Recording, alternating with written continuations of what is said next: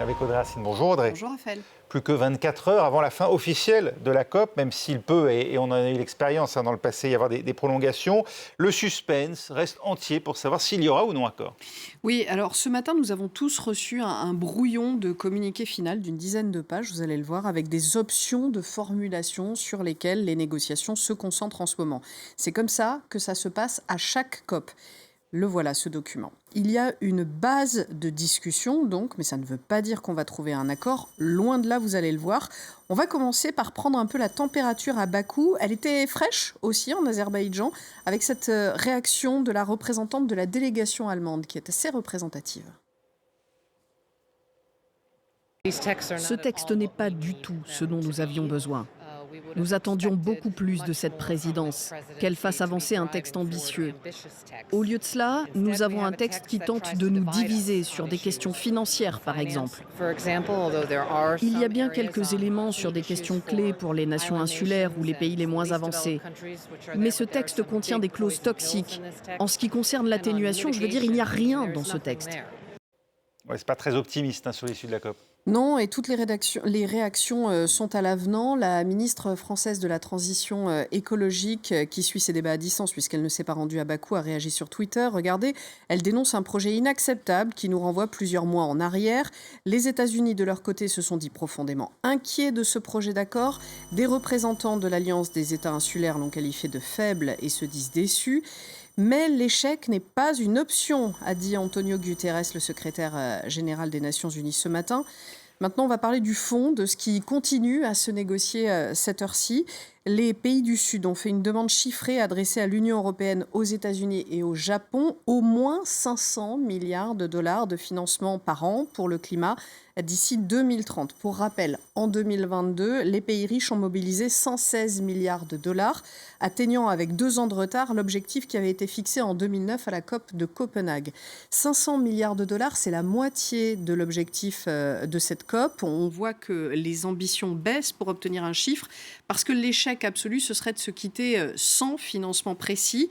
Le problème, regardez encore ce brouillon d'accord, c'est que même s'il parle, vous allez le voir, de milliers de milliards de dollars pour ce financement, vous allez voir qu'il y a un X à la place du montant précis et il va être compliqué à négocier ce chiffre qui va remplacer ce X à la fin. Et puis je note au passage que le groupe des pays arabes a déclaré tout à l'heure qu'il n'acceptera aucun texte qui ciblerait le secteur des énergies fossiles. On a comme une impression de retour en arrière par rapport à la COP28. Les silences, les trous de ce texte sont problématiques. Oui, très. On parle de milliers de milliards de dollars de financement, mais le brouillon n'envisage pas, par exemple, l'élargissement de la liste des contributeurs, comme la Chine, qui est aujourd'hui le premier émetteur mondial de gaz à effet de serre, même si elle n'émet pas de telles quantités depuis aussi longtemps que l'Occident. Et ça, c'est un gros point de blocage, le rôle de la Chine dans ces financements. Ensuite, l'objectif d'augmentation de la finance climatique pourrait être fixé à des milliers de milliards de dollars, mais sans préciser la part que devraient prendre les pays développés dans ce financement. À cette heure et dans le contexte de ralentissement général de l'économie, les pays riches refusent de s'engager sur des montants 10 fois supérieurs à ce qu'ils payent aujourd'hui.